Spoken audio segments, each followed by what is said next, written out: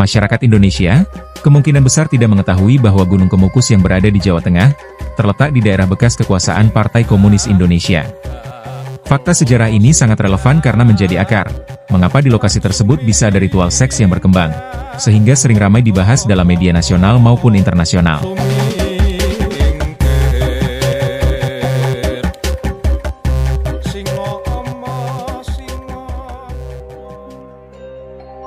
Portal berita asal Inggris, Daily Mail, menurunkan sebuah laporan investigasi tentang ritual seks di Gunung Kemukus, Jawa Tengah. Sorotan utama dari laporan itu adalah tentang perilaku berhubungan seks dengan orang asing di gunung itu, yang dipercaya dapat membawa keberuntungan. Patrick Abbott, jurnalis video yang melakukan investigasi di Gunung Kemukus, juga membongkar pola ritual di gunung ini. Setiap 35 hari, mereka yang mencari keberuntungan harus melakukan hubungan seks. Hal ini diulang hingga 7 kali. Patrick mengatakan, sulit untuk mencerna hal ini dengan logika. Memakan waktu beberapa minggu untuk mencernanya. Mereka yang mencari peruntungan pun datang dari berbagai kalangan, termasuk pria yang telah menikah, ibu rumah tangga, hingga pejabat pemerintahan. Gunung Kemukus adalah tempat munculnya mitos Pangeran Samudro. Menurut kisah dari mitos ini, tokoh Pangeran Samudro adalah pelarian dari kerajaan Majapahit saat masa jatuhnya pada tahun 1478 Masehi dan berdirinya kerajaan Demak. Pada saat itu, seorang pangeran jatuh cinta pada ibu tirinya. Keduanya berhubungan seks di puncak gunung itu. Untung tak dapat diraih, malang tak dapat ditolak, keduanya tertangkap dan kemudian dibunuh. Di puncak gunung ini, konon terletak makam Pangeran Samudro dan kekasih sekaligus ibunya, Dewi Ontrowulan, serta 7 makam pengiringnya dan kudanya, yang juga dianggap sebagai tempat-tempat keramat. Pangeran Samudro diyakini sebagai seorang yang bijaksana, pecinta damai, serta mempunyai kekuatan yang luar biasa, akibat pertapaannya di daerah Gunung Kemukus. Sehingga, setiap Jumat Pon dan Jumat Kliwon, makam pasangan tersebut sangat ramai dikunjungi ribuan peziarah, yang datang untuk ngalap berkah. Akan tetapi, peziarah hanya akan mendapati kekuatan tersebut, jika ia melakukan seks dengan lawan jenis, yang mana bukan suami atau istrinya. Dari kisah ini, Patrick berkomentar, "Saya pikir, ada kontradiksi dengan gunung seks itu. Itu adalah prostitusi. Lalu bagaimana itu dibiarkan terjadi oleh pemerintah dan pemuka agama?" Keheranan Patrick itu, berdasar juga pada retribusi yang ditetapkan pemerintah setempat, karena menganggap Gunung Kemukus adalah kawasan wisata. Patrick juga mengungkapkan, bagaimana sulitnya dia mengorek informasi dari narasumber yang terlibat dalam ritual ini. Alasan utamanya adalah, narasumber itu takut, pasangannya mengetahui mereka telah berhubungan seks dengan orang lain. Seorang wartawan asal Filipina, Orlando de Guzman, juga pernah melakukan riset tentang berkembangnya ritual seks di Gunung Kemukus, melalui program Australian Consortium for In-Country Indonesian Studies di Universitas Muhammadiyah Malang. Penelitiannya mencoba menjawab, apakah ada hubungan antara G30S dan munculnya mitos Pangeran Samudro di Gunung Kemukus? Ritual yang menyiratkan hubungan seks, berdasar dari sebuah kalimat, yang konon dibicarakan Pangeran Samudro sebelum dia mengembuskan napas terakhirnya. Kalimat tersebut dalam bahasa Jawa adalah, "Sing sopo duwe panjungko marang samubarang kang dikarepake, bisane kelakon iku kudu sarono pawitan temen, mantep, atikan suci, ojo selewang-selewang, kudu mindeng marang kang katuju, cedakno demene kaya dene yen arep nakani marang panggonane demenane."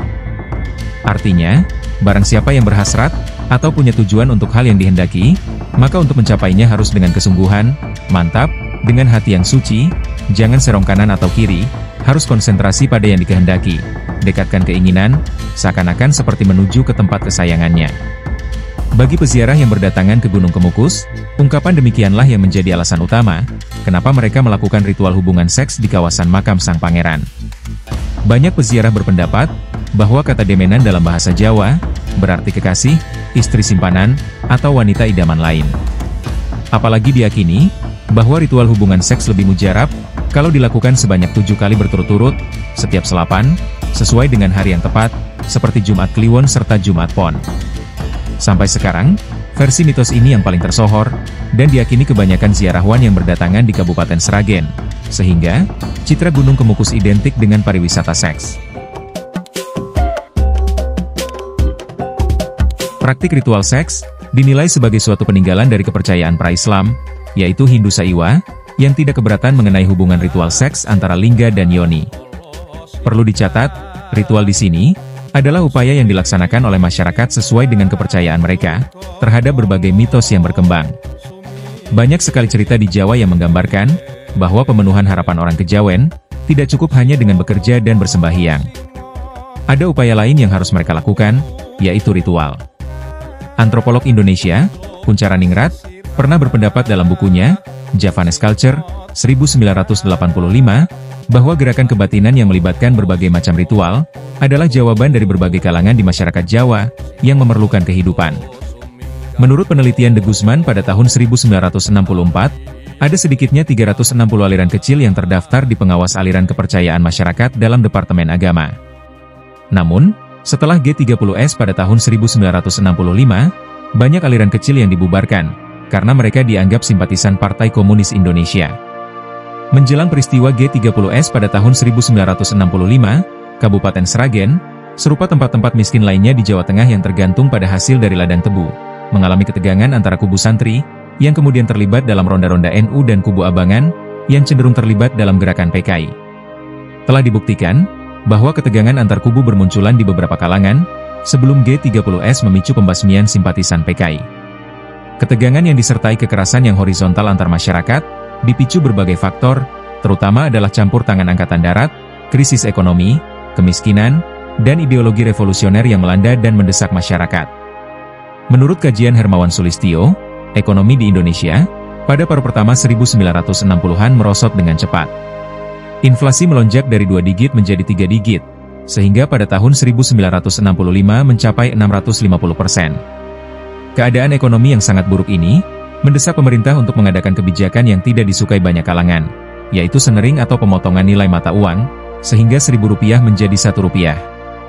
Merosotnya perekonomian makro, menimbulkan tekanan yang sangat berat bagi petani di Jawa Tengah dan Jawa Timur, di mana perkebunan tebu diandalkan sebagai produk ekspor utama pemerintah.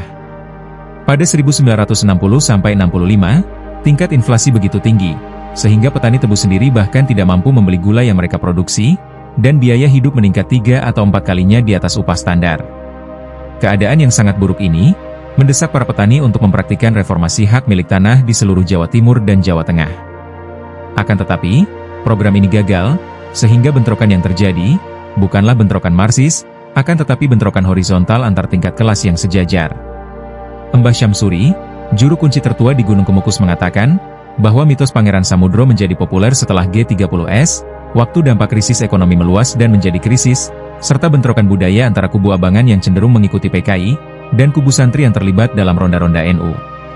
Menurut dia, Gunung Kemukus tidak lepas dari horor itu.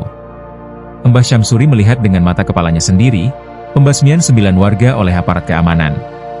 Mayat-mayat tersangka anggota PKI itu, dikubur massal di sebuah lubang di dekat Gunung Kemukus. Kalau mitos Pangeran Samudro ditinjau kembali dengan kacamata sejarah PKI, maka kita melihat, bahwa Pangeran Samudro adalah pelarian bala tentara Islam dari Kerajaan Demak, dan dia membela daerah Kemukus dari serbuan prajurit Islam. Tahun 1960-an, Gunung Kemukus diserbu lagi oleh prajurit Islam, yaitu para ronda pemuda NU yang terlibat dalam pembasmian masyarakat non-santri, yang dituduh sebagai anggota PKI. Sangat menarik, bahwa tema bentrokan kebudayaan antara santri dan Abangan, kembali menghantui Gunung Kemukus. Garis lintang sejajar ini, antara mitos dan sejarah, mungkin salah satu alasan, mengapa Pangeran Samudro kembali diketengahkan dalam perhatian penduduk.